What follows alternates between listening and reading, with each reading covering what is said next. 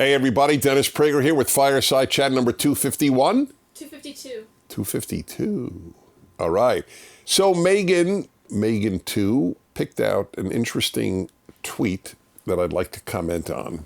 Am I the only one that sees a problem with working 8 to 9 hours a day and then going home to having about 4 hours to yourself, which includes getting ready for the next day? This is not life. Ellipsis. ... Then to be married and have kids on top is capitalized, of all of that, wild. No wonder people are depressed and going through it. That's too much to handle.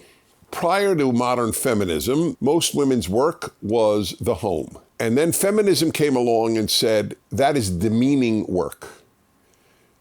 Going to an office, that's elevating, ennobling, worthwhile, purposeful.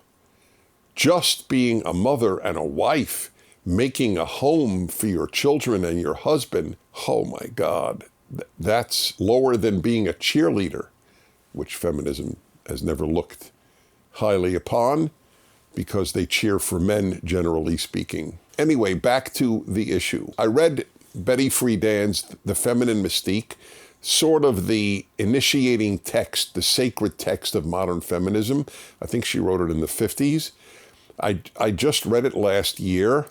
It was about as depressing a book as I recall reading, and how awful it is for women.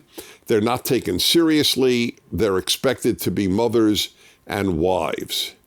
So now we have this young woman who's not a mother and not a wife and complaining about going to work 8 or 9 hours, which means 9 to 5 or 9 to 6. Which is the normal workday. What do you think men have been doing all of these years? Going to work 8 to 9 hours, and then coming home, and then getting ready for the next day. But they didn't complain about it as much because they assumed that this was what men do. Men work hard, and then they have a weekend. So that's not all that bad. And not only that, prior to feminism, they found phenomenal meaning in supporting a family. Men will dig ditches if they know that it takes care of a wife and children. That is what gives us a tremendous amount of meaning, and meaning is everything in life. So with all of the talk about feminism having elevated women's lives, this question seems to betray that it hasn't done such a great job. Big tech censorship continues to be a big challenge for PragerU, and it's more important than ever that our audience watches our content on our platform. To continue watching this episode of the Fireside Chat, go to PragerU.com today.